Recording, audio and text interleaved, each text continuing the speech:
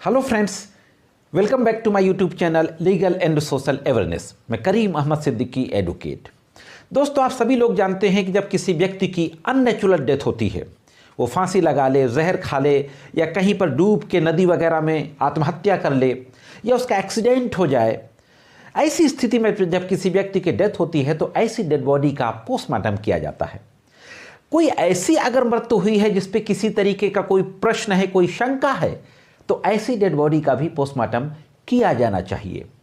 लेकिन दोस्तों, मेरे एक सब्सक्राइबर ने एक बहुत ही टेक्निकल सवाल पूछा है इसी तरीके की परिस्थिति में कि अगर किसी व्यक्ति की मृत्यु संदेह की स्थिति में हो गई है लेकिन उसका पोस्टमार्टम नहीं कराया गया, उसकी डेड बॉडी को चुपचाप ले जाकर के दफना दिया गया है। बात की जब उसके परिवार वालों के द्वारा किसी तरीके की कोई लिखापढ़ी की जाती है, कानूनी कार्रवाई करने की कोशिश की जाती है, तो क्या ऐसी स्थिति में उसकी डेड बॉडी को, जिसको कि जमीन पर गाड़ दिया गया है बिना पोस्टमार्टम के, उसको जमीन से निकाल कर क्या उसका पोस्टमार्टम किया जा सकता है?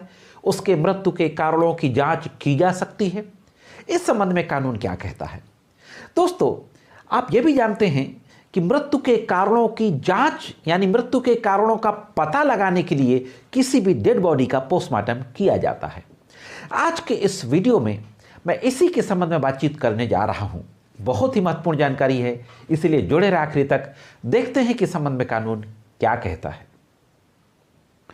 साथियों, क्रिमिनल प्रोसीजर कोड का सेक्शन 176 मजिस्ट्रेट को मृत्यु के कारणों की जांच करने का पावर देता है। हाँ दोस्तों, मजिस्ट्रेट को यह अधिकार है, यह शक्ति प्राप्त है 176 सीआरपीसी के तहत कि किसी भी व्यक्ति की मृत्यु के कारणों की जांच कर सकता है। 176 को 5 सबसेक्शन में डिवाइड किया गया है।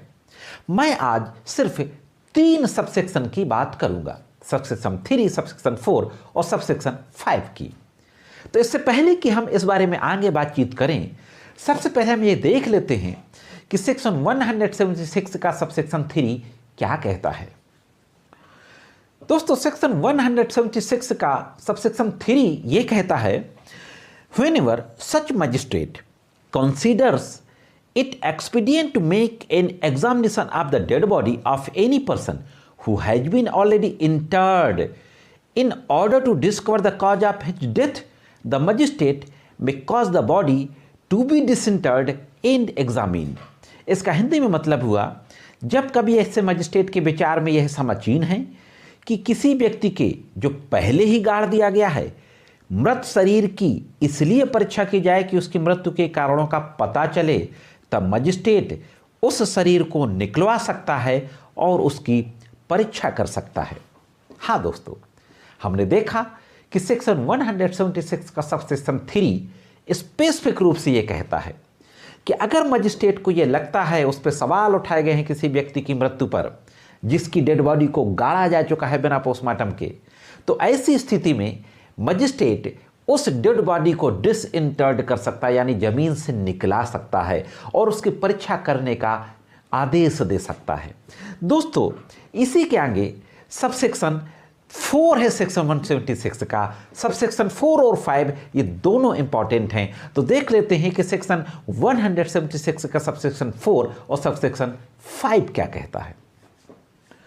दोस्तों, सेक्शन 176 सीआरपीसी का सबसेक्शन 4 ये कहता है कि जहां पर मजिस्ट्रेट ऐसी डेड बॉडी को जमीन से निकलाएगा और उसकी जांच करने का आदेश देगा, वहां पर अगर उस डेड बॉडी के नातेदारों का, रिश्तेदारों का, मिलने जुलने वालों का नाम पता ज्ञात है तो उनको खबर करेगा और इस बात की इत्तला करेगा कि उस व्यक्ति की जांच के समय, मृत्यु के कारणों की जांच के समय यानी पोस्टमार्टम के समय वहां पर उपस्थित रहें।